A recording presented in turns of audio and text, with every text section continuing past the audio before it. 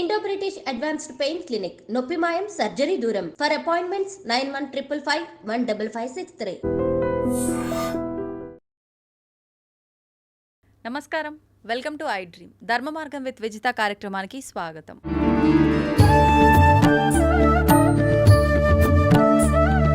అయితే మనందరం కూడా భగవంతుడికి ఏదైనా పూజ చేసే ముందు ఏదో ఒక కోరిక కోరుకొని మొక్కుకొని ఆ మొక్కులు చెల్లించడం కోసం రకరకాల రూపంలో, అది డబ్బు రూపంలో కానీ, బంగారం రూపంలో కానీ, ఆఖరికి మన తల నీలాల రూపంలో కానీ ఇవి చెల్లిస్తాను స్వామి అని చెప్పి కోరికలు కోరుకుంటూ ఉంటాము, మొక్కులు చెల్లిస్తూ ఉంటాము.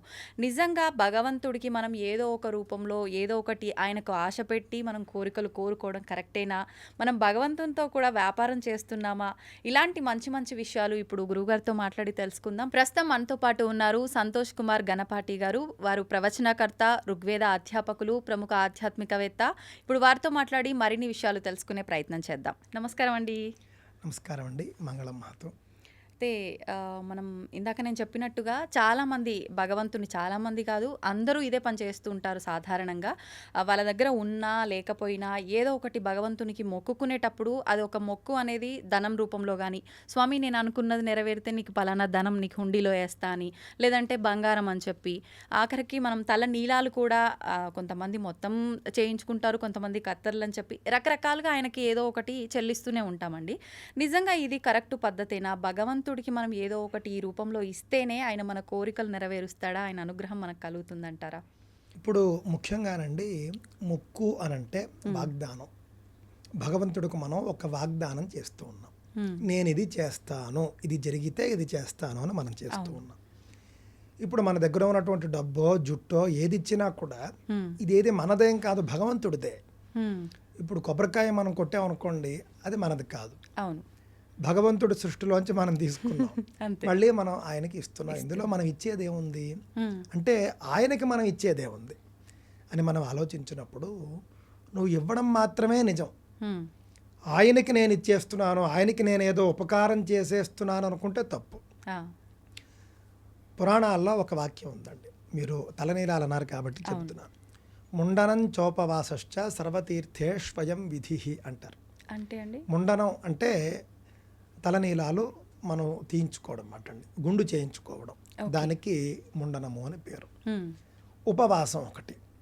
ఈ రెండూ కూడాను అన్ని క్షేత్రాల్లోనూ కూడా విధి అని చెప్పారు, అంటే చేయవలసింది. ఎందుకు చేయాలట? ఇవి ప్రాయశ్చిత్తం అని చెప్పారు అన్నమాట అండి. మనం చేసిన అంటే మీరు గుండు చేసుకుంటే కనుక తిరుమల కొండ మీద మీరు చేసినటువంటి అనేక పాపాలు పోతాయి. అందువల్ల మన పాపాలకి ప్రాయశ్చిత్తంగా మనం ఇది చేసుకుంటున్నాం.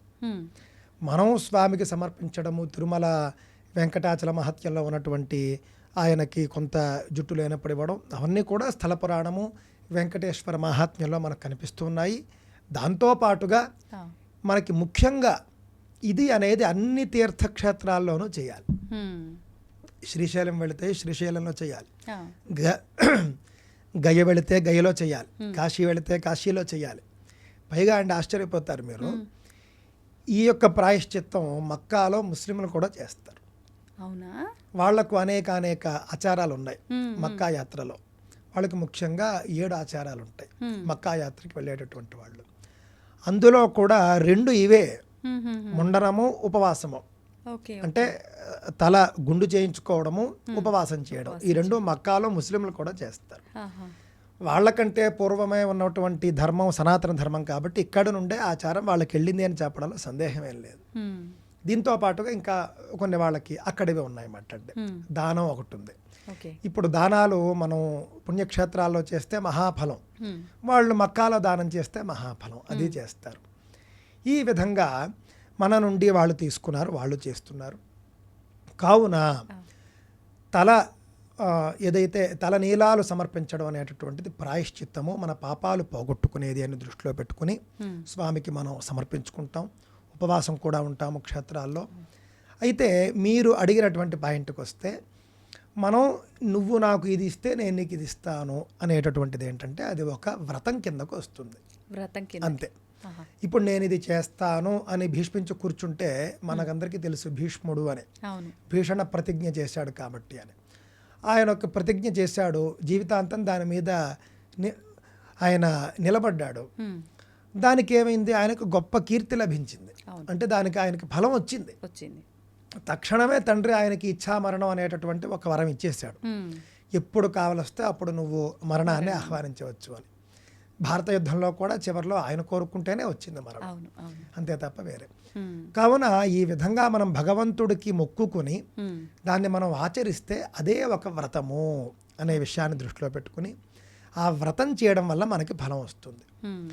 మొక్కు మీరు మొక్కుకున్నారు, మీరు తీర్చలేదు అనుకోండి, మీరు మాట తప్పారు. అంటే భగవంతుడికి సత్యవ్రతం చాలా ఇష్టం. సత్యాన్ని తప్పినట్టు అవుతుంది. మీరు భగవంతుడి వద్దే మీరు ఇచ్చిన మాట నిలబెట్టుకోకపోతే ఇంకా మీరు సాధారణ ప్రజల వద్ద మీరు ఏమి నిలబెట్టుకుంటారో భగవంతుడు ఇది చూస్తాడు. సత్యనారాయణ వ్రతంలో వీళ్ళు చాలా మొక్కుకుంటారు, ఆయన చేయుడు.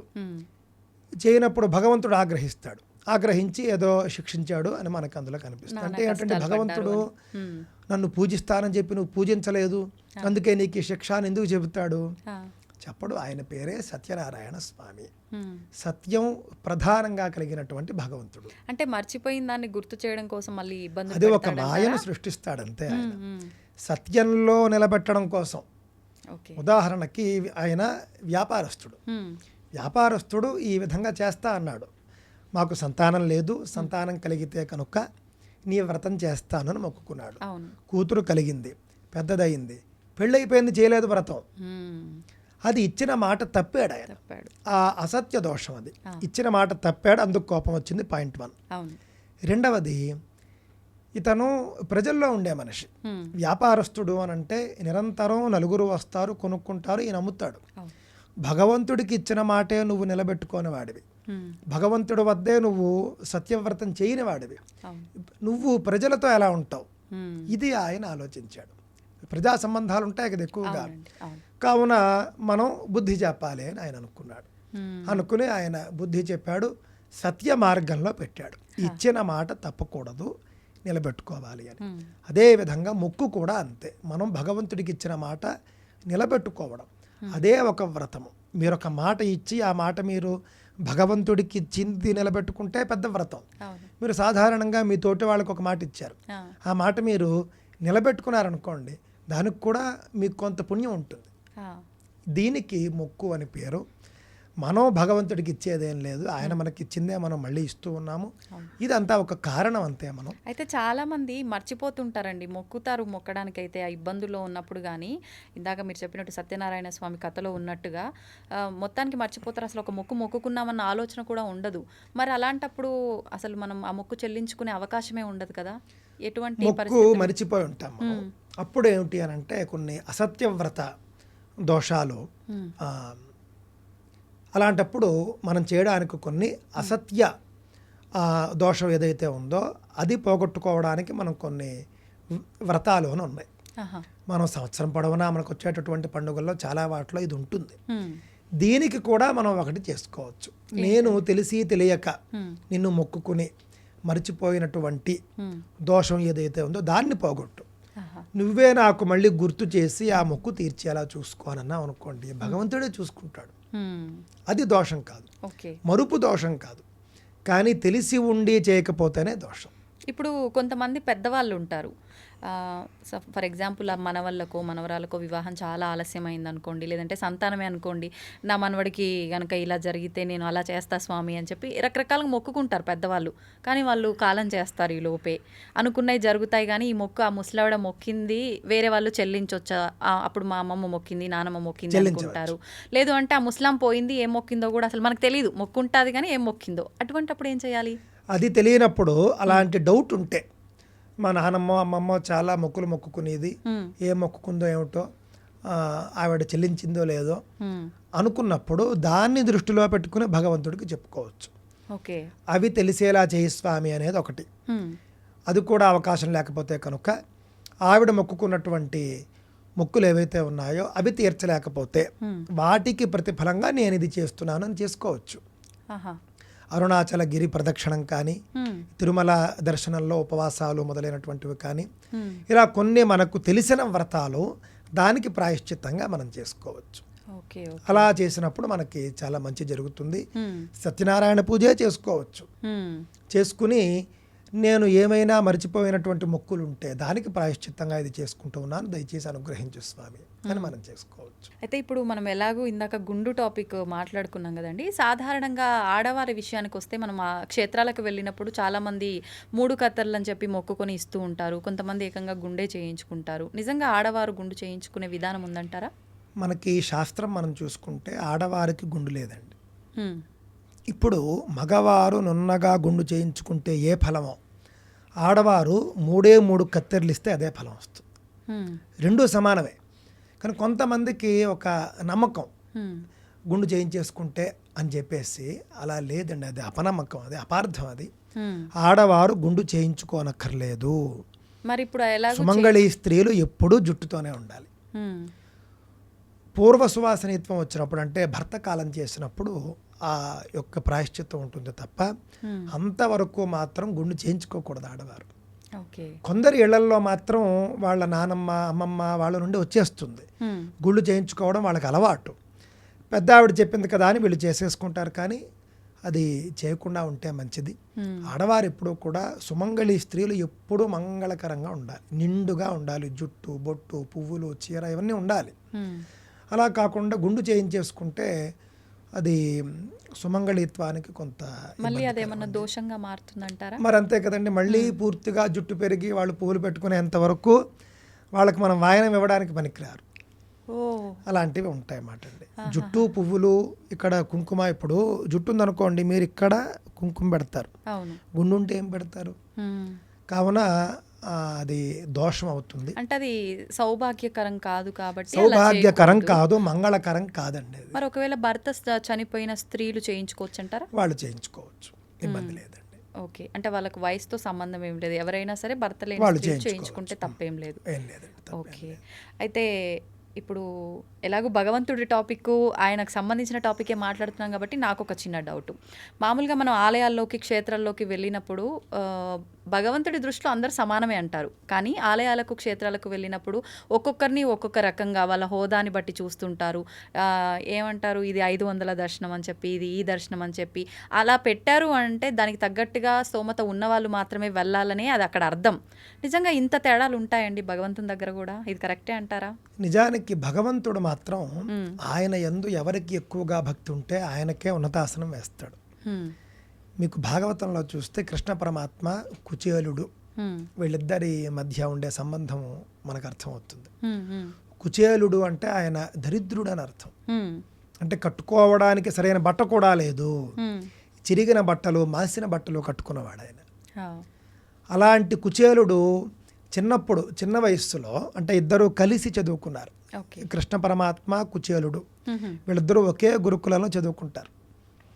చదువుకున్నప్పుడు కుచేలుడు ఒక చిన్న దోషం చేస్తాడు. అప్పుడు దానివల్ల దరిద్రుడైపోతాడు ఆయన. అంటే అంటే ఇక్కడ ఇంకో విషయం కూడా నేను మీకు చెప్పాలి. కృష్ణ పరమాత్మ ఎవరు? ఒక గొప్ప సామ్రాజ్యానికి ఆయన చక్రవర్తి లేదా కాబోయే చక్రవర్తి. అంటే ఆయనకి సింహాసనంలో ఆయన కూర్చోకపోయినా ఆయనదే అంత. అంటే సింహాసనంలో ఆయన కూర్చోకపోయినా కూడా పవర్ అంతా ఆయనదే. ఆ విధంగా అంతటి మహాశక్తిమంతుడు, మహాసంపన్నుడు ఆయన. ఈ కుచేలుడు అనేవాడికి ఏం లేదు. వాళ్ళ నాన్నగారు వాళ్ళు కూడా ఏదో సాదాసీదా, అంత కడు బీదలు వాళ్ళు.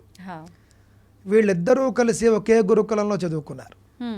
ఇది మనకి పురాతన కాలంలో సర్వసాధారణం. వీళ్ళిద్దరూ ఒకే చోట చదువుకున్నారు. గురువు గారు ఇంట్లోనే వీళ్ళు గురు సేవ చేస్తూ వీళ్ళు చదువుకుంటుండేవారు. గురువుగారి భార్య వీళ్ళకి పనులు చెబుతూ ఉండేది. అప్పుడు ఒకరోజు కృష్ణ పరమాత్మని అలాగే కుచేలుడిని పిలిచి, ఈరోజు వంటకి పుల్లలు తీసుకురండి అయ్యా అని చెప్పి పంపించింది. వీళ్ళిద్దరూ వంట చెరకు అంటాం మనం, అది తీసుకురావడానికి వీళ్ళు అడవిలోకి వెళ్ళారు. వెళ్ళేప్పుడు ఒకవేళ ఆలస్యం అవుతుందేమో అని ఆవిడ, గురువుగారి భార్య తల్లి వంటిది కాబట్టి, కొన్ని అటుకులు ఒక గుడ్డలో కట్టి, మీకు ఆకలిస్తే తినండి నాన్న అని ఇచ్చి పంపించింది. అదేమో కుచేలుడి దగ్గర ఉంది. అది ఇద్దరు వెళ్ళారు. మొత్తం కట్టెలు అది అయింది, కొంచెం బాగా ఆలస్యం అయిపోయింది. కృష్ణ పరమాత్మకి ఆకలేసి తినడానికి ఇమ్మంటే ఈయన అటుకులు అయిపోయాయి లేవని చెప్పాడు. ఉండి కూడా దాని వల్ల దరిద్రుడైపోయాడు ఆయన. అంటే చూడండి, చిన్న మాటతో అంత అబద్ధం ఒక. ఇదైపోతున్నాను. అబద్ధం ఉండి లేదని చెప్పావు నువ్వు. అవును. ఇప్పుడు ఎవరైనా ఇంటికి భిక్షాటనకు వచ్చారనుకోండి, లేదు వెళ్ళిపో అని చెప్పకూడదు మనం. అంటే నిజంగా లేకుండా పోతుంది. అలా కాకుండా చేతిలో ఏదో ఒక ఇది ఉందనుకోండి, చేయి ఖాళీ లేదని చెప్పచ్చు. తప్పేముంది? ఇప్పుడు వచ్చిన వాళ్ళల్లో జెన్యూను వాళ్ళకి అవసరం ఉందనుకోండి, నిజంగా కష్టపడుతున్న వాళ్ళైతే మనం వాళ్ళకి ఉన్న పనినైనా ఆపుకొని మనం దానం చేయాలి. పదో పరకో మనం దానం చేయాలి. ఈ మధ్యకాలంలో కొంచెం అలాంటి వాళ్ళు తక్కువగా ఉన్నారు. అన్నీ ఉండి కూడా ఇది ఒక వృత్తిగా చేసుకుని వచ్చేవాళ్ళు ఉన్నారు కొంతమంది. అలాంటి వాళ్ళు వచ్చినప్పుడు మనం ఏం లేదు అని చెప్పకుండా, చిల్లర లేదు అని కూడా చెప్పకుండా, చెయ్యి ఖాళీ లేదు అంటే చేతిలో ఏదైనా ఒక వస్తువుని పెట్టుకుని చెయ్యి ఖాళీ లేదు అని చెప్పడం మంచిదండి. చేతిలో ఏదైనా పెట్టుకుని చెయ్యి ఖాళీ లేదు అని చెప్పడం ద్వారా మనం కొంచెం అనర్హులకి మనం దానం చేయకుండా మనం తప్పించుకోవచ్చు. అపాత్ర దానం కూడా పనికిరాదు కాబట్టి. ఇంకా సరే, ఇప్పుడు విషయానికి వచ్చేస్తే, నాటి రోజుల్లో కృష్ణ పరమాత్మ, కుచేలుడు వాళ్ళిద్దరూ కూడా కలిసి చదువుకున్నారు. ఆ విధంగా ఆయన లేదని చెప్పడం, దరిద్రుడైపోవడం ఇదంతా కూడా మనకి జరిగింది. మళ్ళీ సంవత్సరాలు గిర్రున తిరిగాయి. ఇద్దరు కూడా గురుకులాల్లో చదివేసుకున్నారు, బయటకు వచ్చేసారు, ఎవరి పదవుల్లోకి వాళ్ళు వెళ్ళిపోయారు. ఆయన మహాశక్తిశాలి, ఆయన ఒక రాజ్యాల్లో పవర్ఫుల్ పర్సన్గా ఉన్నారు కృష్ణ పరమాత్మ. కుచేలుడు ఆయన యొక్క పేద జీవనం ఆయన జీవిస్తూ ఉన్నాడు. చాలా సంవత్సరాలు గడిచిపోయాయి. ఈయన చాలా బిజీగా ఉన్నాడు. ఈయన మీకు తెలియదు ఏముంది, రాక్షసుల్ని చంపడం, పాండవులను ఉద్ధరించడం, ఇదంతా కూడా ఈయన పని. ఈ సందర్భంలో ఒకరోజు కుచేలుడు ఈయన దర్శనానికి వచ్చాడు. కృష్ణ దర్శనం కోసం వచ్చాడు. పూర్వకాలంలో రాజుల్ని చూడడానికి వెళ్ళినా కూడా రాజ దర్శనం అనే అనేవారు. మనం ఇప్పుడు భగవంతుడిని దర్శించడానికి వెళ్తాం, తిరుమల దర్శనానికి వెళ్తున్నానండి. అదేవిధంగా కృష్ణ దర్శనానికి వచ్చాడు కుచేలుడు. కడు బీదవాడు, ₹1 లేదు ఆయన దగ్గర. ఆయన కూడా ఎందుకు వచ్చాడు అనుకుంటున్నారు? మీరు ఇందాక అన్నారు చూసారా, మనం దేవుడికి ఇస్తే ఆయన మనం అది లంచం ఇచ్చినట్టు కాదా అని. మనం దేవుడికి ఇస్తే అది లంచం ఇచ్చినట్టు కాదా, దేవుడితో వ్యాపారం కాదా అని అడిగారు. కుచేలుడు ఎందుకు వచ్చాడంటే, భార్యాభర్త ఇద్దరు కూడా మాట్లాడుకున్నారు, కడు బేదరికంలో ఉన్నారు. నీ బాల్యమిత్రుడు కదయ్యా, కొంచెం వెళ్ళి కృష్ణుడు ఏమైనా ఇస్తాడేమో తెచ్చుకో, కాస్త మన 5 వేళ్ళు నోట్లోకి వెళతాయి అని భార్య చెబుతుంది. అప్పుడు ఈయన కృష్ణుణ్ణి అర్థించడానికే వస్తాడు.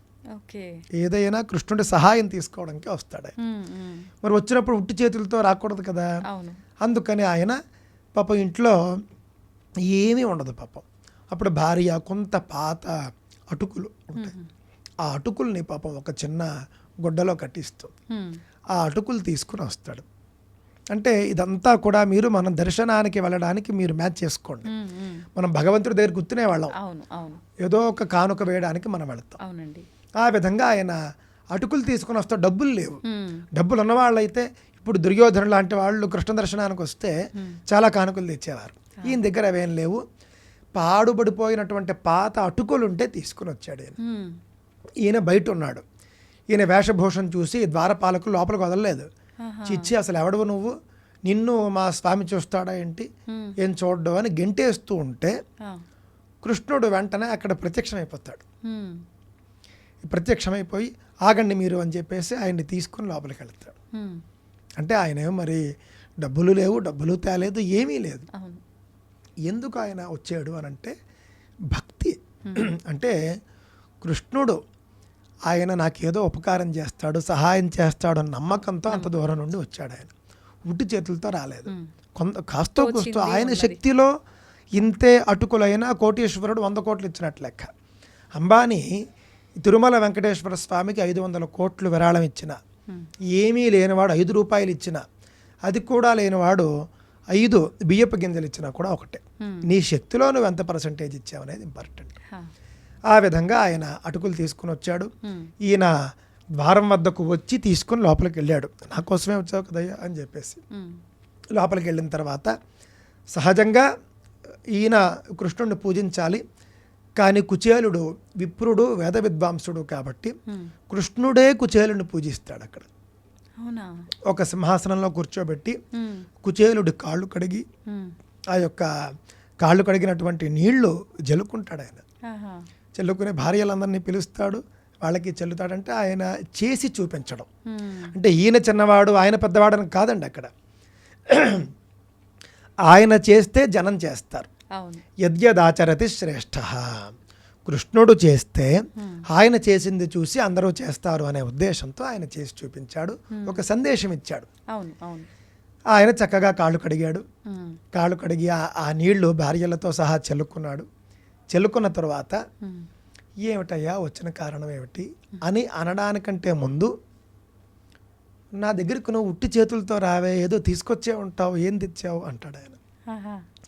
పాపం తేవడానికి సిగ్గుపడతాడు, చెప్పడానికి సిగ్గుపడతాడు, తీయడానికి. ఎందుకు అనంటే ఆ మొత్తం రాజ్యం చూస్తే వైభవోపేతమైనటువంటి రాజ్యం, బంగారు సింహాసనం మీద కూర్చోబెట్టాడు. భార్యలు చూస్తే పూర్తిగా గొప్ప గొప్ప నగలు ధరించి మహాలక్ష్మి స్వరూపాలందరూ కూడాను. సేవకులు కూడా మంచి వైభోగంగా ఉన్నారు. మొత్తం చాలా, మన భాషలో చెప్పాలంటే లగ్జూరియస్గా ఉంది మొత్తం. అలాంటి చోట ఈయన తెచ్చే అటుకులు ఇవ్వడానికి సిగ్గుపడ్డాడు ఈయన. సిగ్గుపడి అసలు తీయను నేనేం తేలేదు అని పాపం ఈయన ఏదో అంటాడనమాట. వద్దు కృష్ణ అంటే, నువ్వేం తెచ్చావో నాకు తెలుసులే అని ఈయనే స్వతంత్రంగా ఆ అటుకులు తీసుకుంటాడు. ఆ అటుకులు తీసుకుని ఈయన మొత్తం మనం భాగవతంలో చూస్తే ఒక్క పిడికెడు నోట్లో వేసుకుంటాడు. నోట్లో వేసుకున్న వెంటనే అక్కడ కుచేలుడు ఇంటి వద్ద ఆ చిన్న పాక మాయమైపోయి ఒక మంచి భవనం వచ్చేస్తుంది. ఈయన అటుకుల నోట్లో వేసుకున్న వెంటనే, రెండోసారి అటుకుల నోట్లో వేసుకున్న వెంటనే భార్య ఒంటి నిండా నగలు, పట్టు చీరలు, సేవకులు అందరూ వచ్చేస్తారు. మూడోసారి అటుకులు నోట్లో వేసుకుంటూ ఉండగా రుక్మిణీదేవి వచ్చి అడ్డగిస్తుంది. చాలు కృష్ణ, నువ్వు వాళ్ళకి ఇచ్చింది చాలు. నువ్వు మూడోసారి కూడా నువ్వు అటుకులు వేసుకుంటే నువ్వు నేను మనమంతా కూడా ఇక్కడి నుంచి వెళ్ళిపోయి ఆయనకి సేవలు చేయాలి అని చెప్పేసి ఆవిడ ఆపేస్తుంది. అంటే అంతటి వైభవాన్ని అప్పటికే ఇచ్చేసావు నువ్వు, చాలు ఇంకా అని. ఆ విధంగా ఈ మాట నేను ఎందుకు చెప్తున్నానంటేనండి, ఆయన తెచ్చిన మామూలు అటుకులు, ఆయన వచ్చిన విషయాన్ని నేనే తెలుసుకుని వెళ్ళి ఆయన్ని పిలుచుకుని వచ్చి అటుకులు తిని ఆయనకి వరాలు ఇచ్చాడు. ఇక్కడ మనకేమర్థమవుతున్నదంటే భగవంతుడికి భేదాలు ఉండవు. ఈ భగవంతుడు చుట్టూ చేరినటువంటి ఆ యొక్క కోటరీ అంటారు కదా, వాళ్ళు చేసే పనులు ఇవి. వాళ్ళు భగవంతుడిని పెట్టుకుని వాళ్ళు కొన్ని చేస్తారు తప్ప భగవంతుడికి ఏమీ అలాంటివి ఉండవు. భగవంతుడు మీరు ఉడిపిలో చూస్తే ఒక భక్తుడు, మీకు తెలిసే ఉంటుంది కథ. ఆ భక్తుడిని వీళ్ళు కొంతమంది లోపలికి రానివ్వరు. ఆ భక్తుడు కోసమని ఆయన దిక్కు మార్చేసుకుంటాడు. అందుకే ఆయన పశ్చిమ ముఖంగా ఉంటాడు అని ప్రతీతి. ఆ విధంగా మనం చూస్తే కనుక భగవంతుడు ఎప్పుడు భక్తిని చూస్తాడు. మీకు ఎంత భక్తి ఉంటే అంతగా అనుగ్రహిస్తాడు ఆయన. మీరు లోపలికి వెళ్ళి దర్శించుకొని రావడాలు అవన్నీ వీళ్ళు చేసేవి. కావున దీనికి సంబంధం ఏం లేదు. గుడి కట్టుకున్నది మనం, దర్శనాలు పెట్టుకున్నది మనం, టికెట్లు పెట్టుకున్నది మనం, డబ్బులు తీసుకుంటున్నది మనం.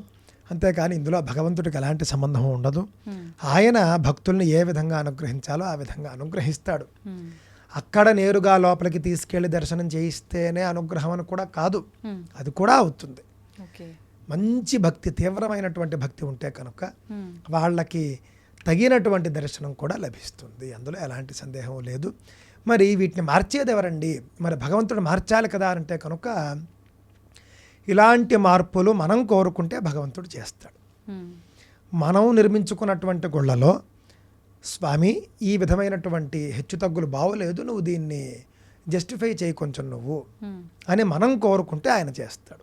కానీ ఇప్పుడు చాలామంది అనుకుంటుంటారు కదండి, ఇప్పుడు ఆలయంలోకి వెళ్ళేటప్పుడు నానా ఇబ్బందులు పడి డబ్బులు పెట్టలేక ఫ్రీ దాంట్లో క్యూ లైన్లలో వెళ్ళి చాలా వరకు ఇబ్బందులు పడ్డ వాళ్ళు ఖచ్చితంగా ముందు భగవంతుని దగ్గరికి వెళ్ళగానే వాళ్ళ కోరిక ఏముంటుందో కానీ, స్వామి అందరము మనుషులమే కానీ వాళ్ళకి ఆ రకంగా మాకు ఈ రకంగా అని కోరుకునే వాళ్ళు కూడా ఉంటారు కదా. ఉంటారు. అలా గట్టిగా కోరుకుంటే ఏదైనా కూడా జరుగుతుంది. నేటి రోజుల్లో కూడా ప్రజాస్వామ్య దేశంలో కూడా సంఘం ఎక్కువ ఏది కోరుకుంటే అవే చేస్తారు నిర్ణయాలు. బాగా గట్టి ఉవ్వెత్తున ఒక ఉద్యమం వచ్చిందనుకోండి, గవర్నమెంట్ పాలసీ మార్చేస్తుంది. అదేవిధంగా మనము భగవంతుడిని కోరుకుంటే ఆయనే ఆ పని చేస్తాడు. కావున మనం భగవంతుడిని కోరుకోవాలి. ఇప్పుడు మహా పెద్ద పెద్ద విషయాలు కూడా రావణ సంహారం అని ఉంది. అవును. రావణాసురుణ్ణి సంహరించాలి అనేది ఆయనకి తెలియదా, కానీ వచ్చి ఎవరైనా ప్రార్థించాలి. బ్రహ్మాది దేవతలు వెళ్ళి ప్రార్థించారు, అప్పుడు ఆయన రాముడుగా అవతరించి రావణ సంహారం చేశాడు. కావున ఏదైనా మనం కోరితే జరుగుతుంది అనే విషయాన్ని మనం దృష్టిలో పెట్టుకోవాలి. ఆయన సిద్ధంగా ఉంటాడు చేయడానికి, అడిగితే చేస్తాడు అనేది నా యొక్క అభిప్రాయం అన్నమాట. అయితే ఈ భగవంతుణ్ణి ఆరాధించే విషయంలో కూడా చాలామంది ఆహార నియమాలు పాటిస్తూ ఉంటారు. ముఖ్యంగా తీసుకుంటే ఉల్లిపాయలు, ఈ పుట్టగొడుగులు ఉంటాయి కదండి, ఇలాంటివి చాలా వరకు త్యజిస్తూ ఉంటారు. నిజంగా ఇవి తీసుకుంటే భగవంతుణ్ణి ఆరాధించకూడదా? ఎందుకు ప్రత్యేకించి వీటినే వదిలేస్తుంటారు? మనం చెప్పాలంటేనండి, మన యొక్క ఆహారంలో 3 రకాల ఆహారాలు ఉంటాయి. భగవద్గీతలో చెప్పారు వాటి గురించి. సాత్విక ఆహారము, రాజస ఆహారము, తామస ఆహారము అని. సాత్విక ఆహారం అనేది శుద్ధ వైదికులు, శుద్ధమైనటువంటి ఆధ్యాత్మిక మార్గంలో ఉన్నవారు సాత్విక ఆహారం తీసుకుంటారు. రాజస ఆహారం కూడా కొంతమంది సమాజంలో బాగానే తీసుకుంటూ ఉన్నారు. కానీ తామస ఆహారానికి మాత్రం ఆధ్యాత్మిక మార్గంలో ఉన్నవాళ్ళు దూరంగా ఉండాలి అనేది నియమం అండి. తామస ఆహారంతో మనం దేవతలను పూజించడం మంచిది కాదు అనేది. అంతెందుకండి, ప్రాక్టికల్గా చెప్తాను మీకు నేను. ఉదాహరణకి మీరు సాయంత్రం మీరు భగవంతుడిని పూజించుకోవాలి. మీరు మధ్యాహ్నం శుభ్రంగా మీరు ఉల్లిపాయలు వేసుకొని మీరు భోజనం చేశారు. పచ్చి ఉల్లిపాయని మీరు ఆవకాయలో మీరు నంచుకొని తిన్నారు.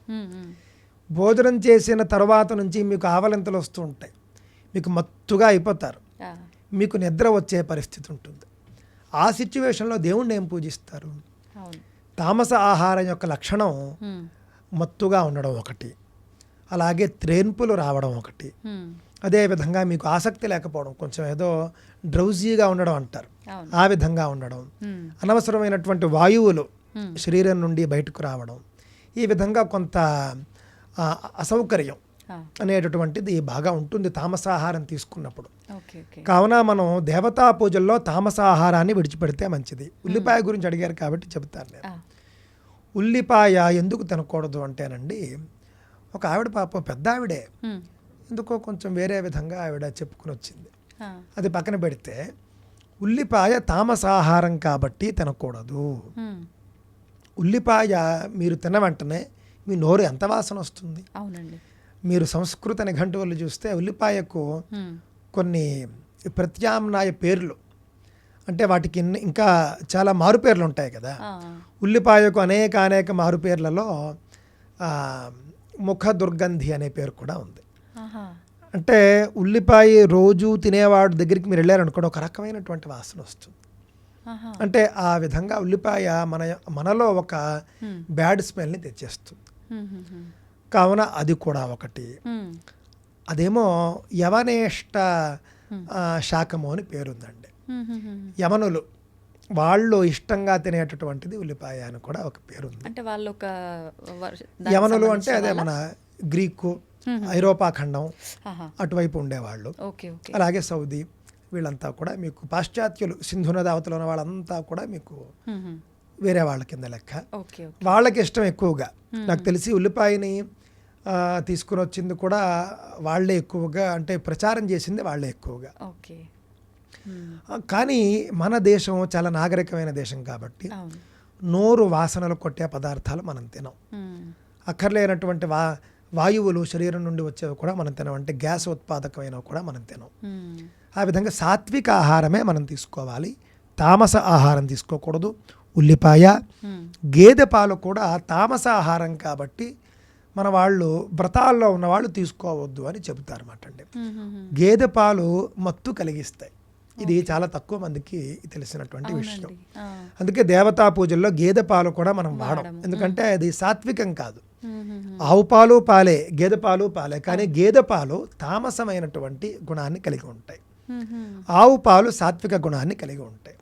కావున గేదె పాలు, ఉల్లిపాయ ఇవన్నీ కూడా మనం దూరంగా పెట్టాలి. తద్వారా మీ వ్రతమే సఫలం అవుతుంది. లేకపోతే మీరే ఎంతవరకు చేయగలుగుతారో తెలియదు.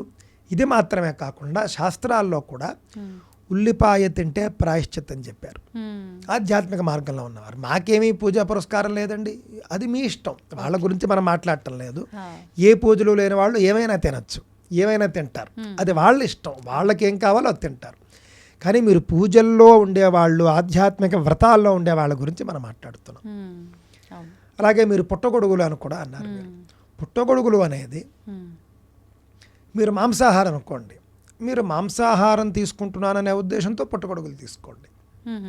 మీరు శాకాహారి అనుకోండి, మీకు పుట్టగొడుగులు తినాలనిపిస్తే ఇది కూడా శాకాహారమే, ఇది నేను తినేయచ్చు అనే ఉద్దేశంతో తినకండి. అంటే ఇది మాంసాహారం అని అంటే కనుక అది ఒక రకమైనటువంటి ఫంగస్ నుండి ఏర్పడుతుంది అని సైన్స్ కూడా చెబుతుంది. అది ఒక ఫంగస్తో తయారవుతుంది, అంతేకాని ఒక చెట్టు వచ్చినట్లుగా కాదు. అంటే ఏదైనా ఒక చోట మీరు చూసినట్లయితేనండి, వర్షం వచ్చినప్పుడు అడవుల్లో మీరు వెళితే ఏమవుతుందంటే కొంచెం బాగా అసహ్యంగా ఉండేటటువంటి ప్రదేశాల్లో పుట్టగొడుగులు వస్తాయి. అంటే రకరకాల వ్యర్థ పదార్థాలలో కొన్ని సందర్భాల్లో ఒక ఫంగస్ ఏర్పడి ఆ ఫంగస్ నుండి పుట్టగొడుగులు వస్తాయి, ఆ ఫంగస్ నుండి ఈ పుట్టగొడుగులు వస్తాయి. అందువల్ల దాన్ని మన వాళ్ళు మాంసాహారం కంటే కూడా అది హీనమైనది అని మన వాళ్ళు దాన్ని గ్రహించారు. ఎందుకు అనంటే మాంసం అనేది కొన్ని పురాణాల్లో ఎవరెవరికైతే ఏ వర్ణాల వాళ్ళకైతే మాంసాహారం అర్హత ఉందో వాళ్ళు పరిశుద్ధమైనటువంటి మాంసాన్ని వాళ్ళు తింటారు. వాళ్ళు కూడా వ్రతాలు పూజలు ఉన్న రోజుల్లో వాళ్ళు తినరు. కానీ పుట్టగొడుగులు దానికంటే కూడా కొంచెం ఇబ్బందికరమైనది. ఎందుకు అనంటే ఇది పూర్తిగా అసహ్యకరమైనటువంటి అమేధ్యం అంటారు దీన్ని. కుళ్ళిపోయినటువంటి ప్రదేశాల నుండి ఇది పుడుతుంది. అందువల్ల సరే బాగానే ఉందండి, మరి నేటి రోజుల్లో ఈ పుట్టగొడుగులు ఫార్మింగ్ అనేది ఏసీ రూముల్లో మామూలుగా చేసేస్తున్నారు, వాటి సంగతి ఏమిటి అని. అందులో కూడా మీరు పాటించవలసినటువంటి థియరీ అదే. మీరు ఏవో ధాన్యాలు అవి వేసి అవి కుళ్ళాకే రావాలి మళ్ళీ, అంతే కదా. కావున మీరు ఏ విధంగా వ్యవసాయం చేసినా కూడా కుళ్ళబెడితేనే మీకు పుట్టగొడుగులు వస్తాయి. కావున కుళ్ళబెట్టినటువంటి పదార్థాన్ని పవిత్రమని మనం తీసుకోవడం తగదు. ఆధ్యాత్మిక మార్గంలో, భక్తి మార్గంలో, పూజల్లో ఉండేవాళ్ళు విసర్జించడం మంచిది. ఇప్పుడు చాలామంది శ్రావణ కార్తీక మాసాల్లో ఆ నెలంతా కూడా మాంసాహారానికి దూరంగా ఉంటారు, మాంసాహారులు అయినా కూడా. మరి ఇప్పటి వరకు ప్రతి ఒక్కరిలో పుట్టగొడుగులు అంటే శాకాహారం అనే భావనలోనే ఉన్నారు కాబట్టి ఏదో ఒక రోజులో తినేశారనుకోండి, అది వాళ్ళ దానికి భంగం కలిగినట్టేనా పూజకి వాళ్ళు పెట్టుకున్న ఒక రకంగా అది మరి అమేధ్యమే కదండి. అంటే ఉల్లిపాయ తింటే ఎంత దోషమో పుట్టగొడుగులు తిన్నా కూడా అంతే దోషం, అంతకంటే ఎక్కువ దోషం. అయితే ఇది మాంసాహారమే నేను అంటలేదు, కానీ దీని యొక్క ఉత్పత్తి నేను మీకు చెప్పి మాంసాహారం కంటే కూడా దూషితమైనది అని. అంటే మాంసం అంటే ఒక జంతువు శరీరం నుండి వస్తుంది, ఇది ఎలా రాదు కదా అంటే దానికంటే కూడా ఇది నింద్యమైనది, ఇది పనికిరాదు అని చెప్పినది. ఛత్రాకం అంటారు శాస్త్రంలో. ఛత్రాకము, ఉల్లిపాయ ఇవన్నీ కూడా మీకు నిషేధిత పదార్థాలు. ఆధ్యాత్మిక సాధనలో ఉన్నవారు, ఏ ఆధ్యాత్మికత లేదన్నవాళ్ళు మీ ఇష్టం. ఓకే. అయితే ఎలాగూ ఆహారం టాపికే మాట్లాడుతున్నాం కదండి, పురాణ కాలంలో ఆహారం తినే విషయానికి వస్తే ఏం తినాలో ఒకటి అయితే తినే విషయంలో కూడా చాలా రకాల జాగ్రత్తలు, తినేటప్పుడు మాట్లాడకూడదని రకరకాలుగా పెద్దవాళ్ళు నియమాలు చెప్పేవారు. తినే ఒక పాత్ర కూడా ఉన్నవాళ్ళు అయితే, స్తోమత ఉన్న వాళ్ళైతే బంగారం, వెండి, స్తోమత లేని వాళ్ళైతే రాగి, మట్టి పాత్రలు ఇలాంటివి మాత్రమే యూజ్ చేసేవాళ్ళు. కానీ ఇప్పుడు పరిస్థితుల్లో చూస్తే కనుక స్టీలు, ప్లాస్టిక్, పేపరు రకరకాలుగా వాడుతున్నాం. ధార్మికంగా ఇది ఎటువంటి దుష్ప్రభావాలని ఉత్పత్తి చేస్తుందంటారు, ఎటువంటి ప్రభావం చూపుతుందంటారు మనందరి పైన? ఇప్పుడు మామూలుగా పంచలోహాలను మనకున్నాయండి, బంగారము, వెండి, రాగి, ఇత్తడి, కంచు. ఈ 5 లోహాలతో తయారు చేసిన పాత్రల్లో మనం భోజనం చేయవచ్చు. పండితులు చాలామంది వెండి కంచంలో భోజనం చేస్తారు, అందులో బంగారు పువ్వు ఉంటుంది, అది చాలా మంచిది పద్ధతి. కంచు కంచంలో చేయవచ్చు. అంటే సహజంగా నేను రాగి కంచం భోజనానికి వాడడం చూడలేదు. బంగారు కంచం చేసేవాళ్ళు ఉన్నారు, బాగా హైయెస్ట్ రిచెస్ట్ పర్సన్స్ బంగారు కంచంలో చేస్తారు. బంగారం సర్వశ్రేష్టం, అందులో సందేహమే లేదు.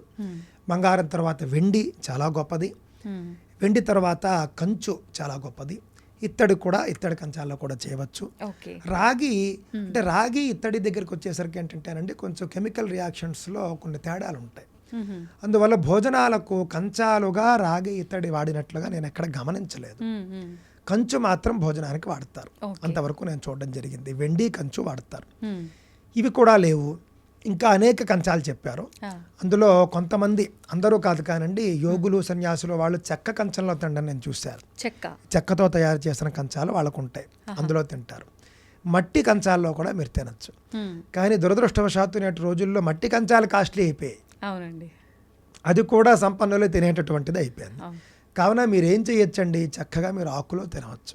ఆకులు ఉన్నాయి కదా, మరి స్టీల్ కంచంలో తింటే ఏమిటి దోషము అని అంటే కనుక అది ఇనుము కిందకు వస్తుంది.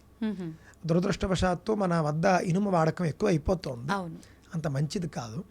ఇనుముకి మనం దూరంగా ఉండడం మంచిది. స్టీలు ఇనుము దాదాపుగా ఒకటే, జాతి ఒకటే. ఇందులో నేను చూసినప్పుడు అల్యూమినియం అసలు పనికిరాదు. అల్యూమినియం అనేటటువంటిది బ్రిటిష్ వాళ్ళ పాలనా కాలంలో ఖైదీల యొక్క శక్తిని, బలాన్ని తగ్గించడం కోసం అల్యూమినియం పాత్రల్లో వాళ్ళకి ఇచ్చేవారు. అంటే జైల్లో ఉన్నంతకాలము కూడా వాళ్ళని బలహీనుల్ని చేసి అప్పుడు వదిలినా కూడా ఇంకా పర్వాలేదు అనే ఉద్దేశంతో భారతీయుల్ని శక్తిహీనుల్ని చేయడానికి ఇచ్చినటువంటి పాత్ర అల్యూమినియం పాత్ర. దాన్ని మనం నేడు నెత్తిన పెట్టుకుని మనం దాన్ని వాడుతూ ఉన్నామండి. అల్యూమినియం అసలే పనికిరాదు, స్టీల్ కూడా మంచిది కాదు. చాలామంది ఏమంటారంటేనండి, మీరు ఇన్ని చెబుతున్నారు, మాకు ఇంక వేరే మార్గం ఏముంది, స్టీల్ అయితే చీప్ కదా అని చాలామంది అనుకుంటారు. కానీ అండి, స్టీల్ కంచం ఒక 100 రూపాయలు ఉందనుకోండి, 200 రూపాయలు ఉందనుకోండి, కంచు కంచం మీకు 1000 రూపాయలు ఉంటుంది. స్టీల్ కంచం మీరు ఎంతకాలం వాడతారు, కంచు కంచం ఎంతకాలం వాడతారు, లైఫ్ చూడండి, నాణ్యత ఎక్కువగా ఉంటుంది. మీరు కంచు కంచం మీరు 100 ఏళ్ళు వాడచ్చు, 100 సంవత్సరాలు వస్తుంది మీకు, అంటే 3 తరాలు వాడచ్చు. బోర్ కొడుతుంది, కానీ కంచులో ఇంకొక మంచి లక్షణం ఉందండి. కంచు కంచంలో మీరు భోజనం చేస్తే సౌందర్యం పెరుగుతుంది అని శాస్త్రం చెబుతోంది. ఇలా చెప్పండి. ఇది ఇప్పుడు పెళ్లి కానటువంటి కుర్రాళ్ళు వాళ్ళంతా కూడా తెలుసుకోవాలి.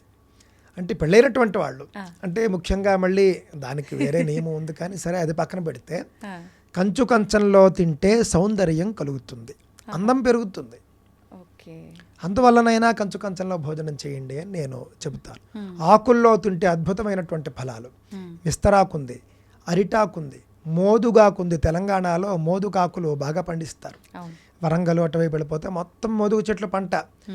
ఏమి పుణ్యం చేసుకుందో ఈ భూమి అనిపిస్తుంది. బ్రహ్మవృక్షం అని పేరు మోదుగు చెట్లకు. అలాంటి మోదుగు చెట్లు వేలల్లో పెంచుతున్నారు, వ్యవసాయం చేస్తున్నారు. గొప్ప పుణ్యం అండి అది. బ్రహ్మవృక్షము అని పేరు దానికి, పలాశ వృక్షం అంటారు. కావున మోదుగాకులో భోజనం చేస్తే మేధాశక్తి పెరుగుతుంది. మోదుగ విస్తరాకులో భోజనం చేస్తే ఏకాగ్రత పెరుగుతుంది. చదువుకునేటటువంటి విద్యార్థులు మోదుగ విస్తరాకులో భోజనం చేస్తే కనుక తరచుగా మీకు చక్కగా బ్రెయిన్ చాలా షార్ప్ అవుతుంది అని నేను చెప్పదలుచుకున్నానండి. మోదుగాకు రూపాయో 2 ఉంటుంది. నెలకి మీరు 60 రూపాయలు 70 రూపాయలు ఖర్చు చేస్తే మీకు రోజు వచ్చేస్తుంది. మాకు మోదుగ విస్తరాకులు దొరక్క మేము బాధపడుతూ ఉంటాం. ఇక్కడ తెలంగాణలో మోదుగ విస్తరాకుల పరిశ్రమలు బాగా ఉన్నాయి. కావున మోదుగ విస్తరాకులు వాడండి. అరిటాకులు వాడినా బాగుంటుంది. రోజుకు రూపాయి, అరిటాకు కూడా 1 రూపాయే కదండి ఉన్నది. లేదా కంచు కొంచెం ఒక్కసారి తీసుకుంటే మీరు 20 ఏళ్ళు వాడచ్చు. ఇప్పుడు దొరుకుతున్నాయండి కంచు పాత్రలు ఎక్కువగా? మీ కంచు కంచాలు ఉంటున్నాయండి. మా ఇంట్లో కంచు కంచాలు ఉన్నాయి. 900, 1000 అలా ఉంది దాని యొక్క ధర. వండడానికి కంచు గిన్నెలు ఉపయోగిస్తారండి. అందులో చారు పెడతారు. కొంచెం కేరళ అటువైపు మన గోదావరి జిల్లాల్లో కూడా కంచు గిన్నెలో చారు పెడతారు. ఇలా కొన్ని వంటకు కూడా వాడతారు, అన్నం వండుతారు. కావున అజ్జరం అని ఉందండి మనకి, మన పశ్చిమ గోదావరి, తూర్పు గోదావరి. ఆ అజ్జరంలో కంచు పాత్రలు, ఇత్తడి పాత్రలు ఇవన్నీ అమ్ముతారు తయారు చేసి. ఊరంతా అదే పరిశ్రమ ఉంటుంది. చక్కగా వెళ్ళి కావలసినవి తెచ్చుకుని, మన వాళ్ళు అంటారు కానండి, ఉదాహరణ ఒకటి చెప్తాను మీకు. ఏదైనా ఒక పెద్ద స్టార్ హీరో, పెద్ద స్టార్ డైరెక్టర్ తీసినటువంటి సినిమా చూడడానికి వెళ్తారు. ఒక టికెట్ కనీసం 300 ఉంటుంది. కుటుంబం అంతా వెళితే 1200. అది ఒక్కసారి మానేసి కుటుంబ యజమానికి కనీసం పోనీ ఒక కంచం కొనిస్తే 25 ఏళ్ళు తింటాడు. దాంట్లో 4 సినిమాలు మానేస్తే 4 కంచాలు. ఆ విధంగా మనం అనుకోవాలే కానీ ఏమైనా చేయగలం. ఒక ఖర్చు తగ్గించుకుని ఒకటి మనం చేసుకుంటే సరిపోతుంది. ఓకే, అయితే ఇప్పుడు స్టీల్ వాడడం వల్ల ఎలాంటి దోషం వస్తుందంటారు? అంటే స్టీలు అనేటటువంటిదండి, ఇనుము అని ఇందాకే చెప్పాను నేను. ఇనుము అనేది ఎప్పుడూ కూడా ఇనుము పాత్రలో తినడం అనేది మనకు అంత ఆరోగ్యకరం కాదు శాస్త్రపరంగా. Okay okay. మీరు గమనించి చూస్తే నేను మీకు ఒక విషయం చెబుతాను. కోవిడ్ రోజుల్లో అమెరికాలో ఏం చేశారంటేనండి, ఆసుపత్రుల్లో ఇనప మంచాలు ఉంటాయి కదా మామూలుగా, ఇనుము వైరస్ని బ్యాక్టీరియాని వీటన్నిటిని ఎక్కువగా స్ప్రెడ్ చేస్తుంది అని వాళ్ళు గుర్తించి కోవిడ్ రోజుల్లో ఇనప మంచాలు తీసేసి కాపర్ అంటే రాగి మంచాలు పెట్టడానికి ప్రయత్నం చేశారు అని పత్రికల్లో వచ్చింది. అంటే ఇనుము సంబంధమైనటువంటి లోహాలు బ్యాక్టీరియాని ఎక్కువగా స్ప్రెడ్ చేస్తాయి, ఎక్కువగా వాటిలోకి లాక్కుంటాయి. అందువల్ల అంత మంచిది కాదు, రోగకరం అని శాస్త్రాలు చెబుతున్నాయి, సైన్స్ కూడా చెబుతున్నట్లుగా మనకు అర్థమవుతూ ఉన్నది. అదే మీరు రాగి, వెండి, కంచు వాటికి సంబంధించి గూగుల్లో చూడండి, ఏదో నా మాట అని కాదు, వాటికి ఉండేటటువంటిదంటే 24 గంటల లోపల మనం వేసే పదార్థం అంటే ముఖ్యంగా రాగిలో మనం నీళ్లు పోస్తాం, నీళ్ళలో ఉన్న బ్యాక్టీరియానే చంపేస్తోంది రాగి. వెండి ఏదైనా ఒక వస్తువు ఎక్కువ కాలం పాటు స్వచ్ఛంగా పరిశుద్ధంగా ఉంచేది వెండి. దానికి సంబంధించి ఒక ఇతిహాసం అంటే ఒక హిస్టరీ కూడా ఉంది. బ్రిటిష్ వాళ్ళ పాలనా కాలంలో ఒక కాశీ మహారాజా అనుకుంటాను, ఆయన్ని వాళ్ళు లండన్కి పిలిచారు. ఈయన అక్కడికి వెళ్ళాలి, ఏదో సన్మానంకో దేనికో పిలిచారు, ఈయన అక్కడికి వెళ్ళాలి. ఆ రాజుకి ఒక నియమం ఉందండి, ఆయన భారతీయ నీళ్లు తప్ప ఇంకో నీళ్లు తాగడు. నేను లండన్ వెళ్తాను కానీ లండన్ నీళ్లు తాగను అని ఆయన యొక్క ఇది. మహారాజు కదా, ఆయన కోసం ఏం ఏర్పాట్లు చేశారంటే కొన్ని పడవల నిండా గంగా నీళ్లు నింపేశారు. ఇందులో నింపారట, వెండి గంగాళాల్లో నింపారు. వెండి గంగాళాల నిండా గంగా జలంతో నింపి నీట్గా మూతలు పెట్టి పడవల్లో ఎక్కించుకుని రాజుగారితో పాటు సకల లాంఛనాలతో అన్నట్లుగా ఆయన లండన్ బయలుదేరాడు. పడవలో లండన్ అంటే నాకు తెలిసి 2 నెలలో 3 నెలలో పడుతుంది. ఈ రెండు నెలలు ఆయన అదే నీరు త్రాగడం కాకుండా ఈయన యాత్ర పూర్తి చేసుకుని మళ్ళీ భారతదేశానికి వచ్చేంత వరకు అదే నీరు త్రాగాడు ఆయన. అంటే వెండి పాత్రల్లో వేసినటువంటి గంగాజలం ఎంత స్వచ్ఛంగా ఉంది. 6 నెలల తర్వాత కూడా అదే నీరు తాగాడు, హాయిగా ఉన్నాడు ఆయన. ఇంగ్లీష్ వాళ్ళు ఇది చూశారు, గ్రహించారు, ఇదేమిటి ఇదేదో అద్భుతంగా ఉంది, 6 నెలల పాటు నీరు పాడవకుండా ఉండడమా అని తర్వాత రోజుల్లో దాని మీద పరిశోధన చేసుకుని రాయల్ ఫ్యామిలీస్ అంతా కూడా వెండి పాత్రలు వాడడం మొదలెట్టారు. కావున వెండికి ఉన్నటువంటి గుణం అలాంటిది. కంచు ఎంతో గొప్పదో ఇందాకే చెప్పాను నేను. పంచలోహాల్లో దేన్ని వాడుకున్నా కూడా మీకు బ్యాక్టీరియా అనేది పెరగదు, చాలా గొప్పగా ఆరోగ్యం కలుగుతుంది అనే విషయాన్ని దృష్టిలో పెట్టుకోండి. ఓకే. అయితే తినేటప్పుడు కూడా కొన్ని నియమాలు చెప్తుంటారు కదండి పెద్దవాళ్ళు, కిందే కూర్చొని తినాలని చెప్పి, మాట్లాడకూడదు అని చెప్పి. నిజంగా ఎందుకు మాట్లాడకూడదు? మాట్లాడకపోవడం అనేదండి, భోజన కాలంలో మౌనంగా ఉంటే పితృదేవతలు అనుగ్రహిస్తారని శాస్త్రం చెబుతోంది. అలాగే ఆయుర్వేదంలో కూడా మీరు చరక సంహిత అనుకుంటారు, చరక సంహితలో చూస్తే భోజన సమయంలో మాట్లాడకుండా తినాలి అని కూడా ఉంది. అధిక ప్రసంగం చేయకూడదని. అంటే ఒక్కొక్కసారి మీరు గమనిస్తే పేపర్లలో మనం చదువుతూ ఉంటాం, భోజనం చేస్తూ మాట్లాడుతూ ఏదో అడ్డుపడిపోయి చచ్చిపోతాడు. మాట్లాడకపోతే అసలు ఇబ్బందే లేదు కదా, ఏదో అడ్డుపడిపోతుంది ఇక్కడ, అది అంత మంచిది కాదు అని ఒక ఉద్దేశం. ఆధ్యాత్మికంగా చూస్తే భోజన కాలంలో మాట్లాడకపోతే పితృదేవతల అనుగ్రహం కలుగుతుంది. చాలామంది పితృదోషాలు ఉన్నాయండి, నిన్న కూడా నన్ను చాలామంది అడిగారు, పితృదోషాలకు మేము ఏం చేయాలి పరిహారం అంటే, మాట్లాడకుండా మీరు భోజనం చేస్తే 1 సంవత్సరం పాటు కనీసం దాన్నే వ్రతంగా తీసుకుని పితృదేవతల అనుగ్రహం మీకు కలుగుతుంది. ఈ దోషాలన్నీ తొలగిపోతాయంటారా? అంటే పితృ సంబంధమైనటువంటి దోషాలు తొలగి వాళ్ళు మిమ్మల్ని అనుగ్రహిస్తారు అనేది మనకి శాస్త్రాల్లోనే కనిపిస్తోంది. అదే విధంగా మీరు ఇంకొక విషయం అడిగారు, కింద కూర్చుని భోజనం చేయాలని చెబుతారు అని. మీరు ఒక్కసారి ఆయుర్వేద గ్రంథాలు పరిశీలించి చూస్తే నేల మీద సమదేహుడై సుఖాసనంలో కూర్చోవాలి అని శాస్త్రం చెబుతున్నది.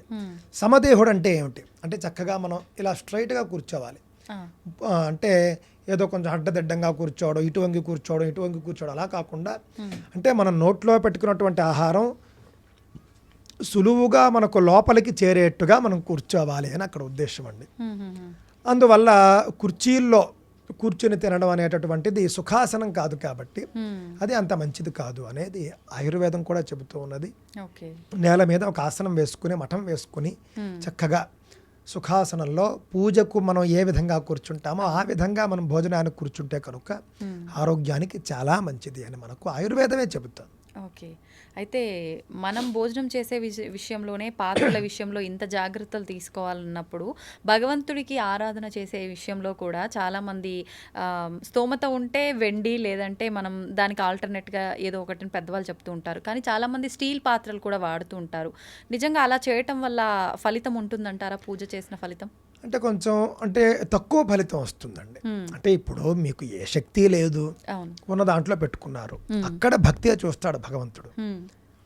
కానీ మీ వద్ద అన్నీ ఉండి కూడా భగవంతుడి వద్ద నైవేద్యాలకు మీరు స్టీల్ పాత్రలు వాడడం అనేది మంచిది కాదు. మీకు అంతకు మించి స్తోమత లేకపోతే సరే, ఆయన ఎందులో పెట్టుకున్నా తింటాడు, ఆయన ఎందులో పెట్టినా కూడా తింటాడు.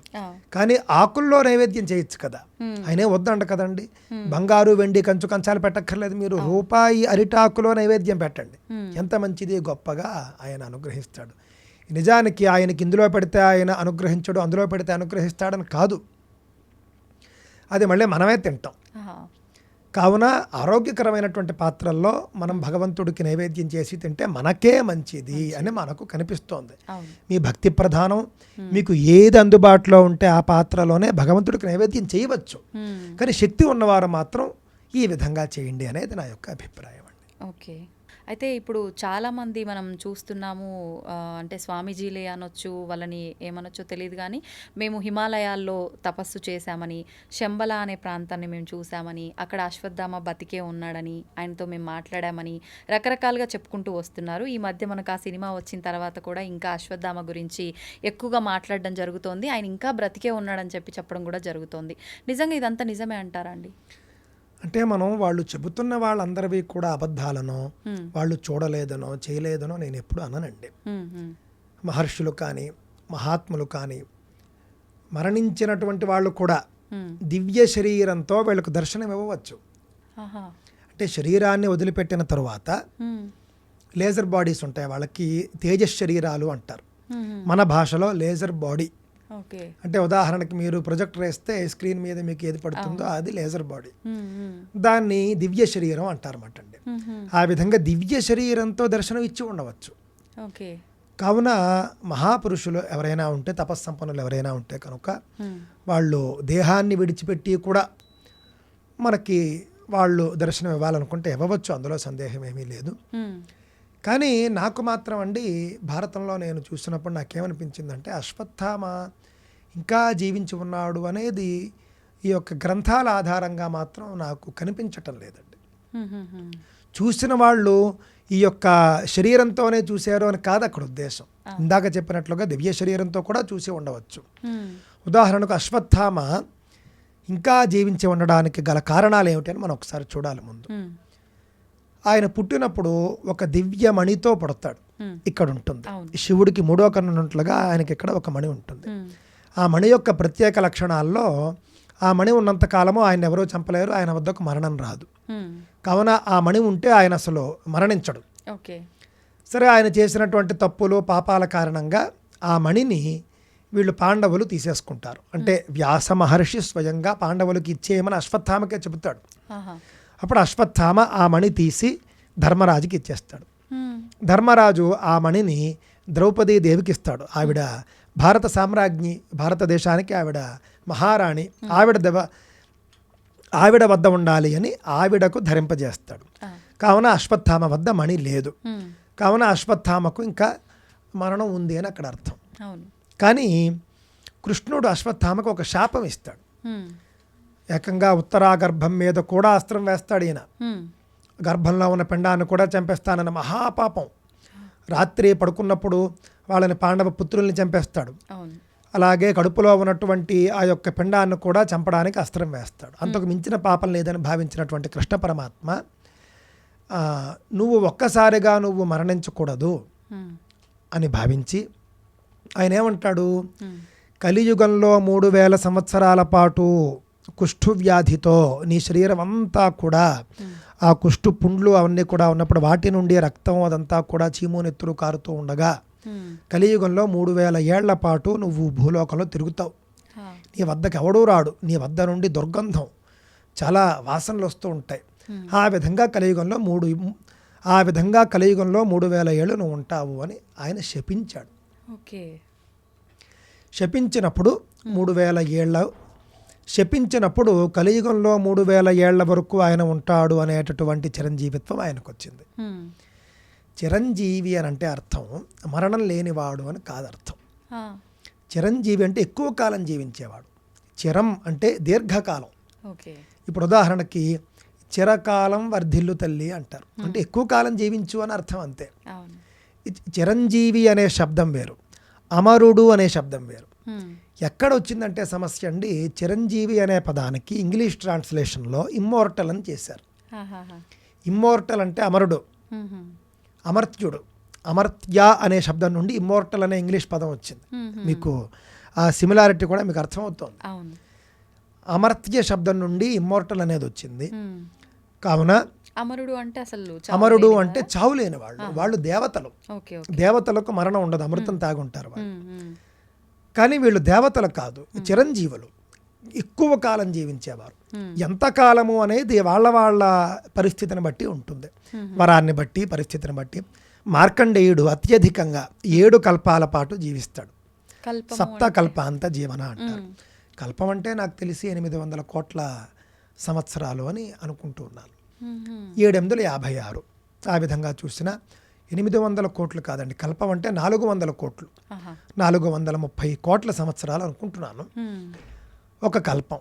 ఆ విధంగా 7 కల్పాలు, 7 4లో 28 మనం లెక్క వేస్తే కనుక 2800 కోట్ల సంవత్సరాలు, సంధికాలన్నీ తీస్తే 3000 కోట్ల సంవత్సరాలు ఉంటాడు ఆయన. అంతకాలం ఉంటాడు. ఆ తర్వాత ఆయన కూడా ఉన్నాడు. కావున ఎంత ఎక్కువ కాలము అనేది మనం చూసుకోవాలి. ఎక్కువ కాలం జీవిస్తారు, కానీ వీళ్ళెవరూ కూడా అమరులు కాదు అనే విషయాన్ని దృష్టిలో పెట్టుకుంటే, అశ్వత్థామ కూడా ఎక్కువ కాలం జీవించాలి అనే శాపం, మణి లేదు కాబట్టి శాపం ద్వారా ఉన్నాడు ఇంతకాలం. కావున అశ్వత్థామకు శాపం వల్ల కలిగినటువంటి చిరంజీవిత్వం ఏదైతే ఉందో, కలియుగంలో 3000 ఏళ్ల పాటు నువ్వు రోగంతో జీవించి ఉంటావని కృష్ణ పరమాత్మ చెప్పడం జరిగింది. కలియుగం మొదలై మనం ప్రస్తుతం 5125వ సంవత్సరంలో ఉన్నాం. అంటే కలియుగం ప్రారంభమై 5000 ఏళ్ళు దాటిపోయింది. ఆ లెక్క ప్రకారం మనం చూస్తే అశ్వత్థామ మరణించి 2125 సంవత్సరాలు అయి ఉండాలి. ఇది నా యొక్క పాయింట్ అండి. మరి కొంతమంది చూస్తున్నారని మీరు అన్నారు, అది దివ్య శరీరం కావచ్చు. ఆయన తరువాత కూడా స్కాంద పురాణం ప్రకారం పెద్ద పెద్ద వాళ్ళు చెప్పారు.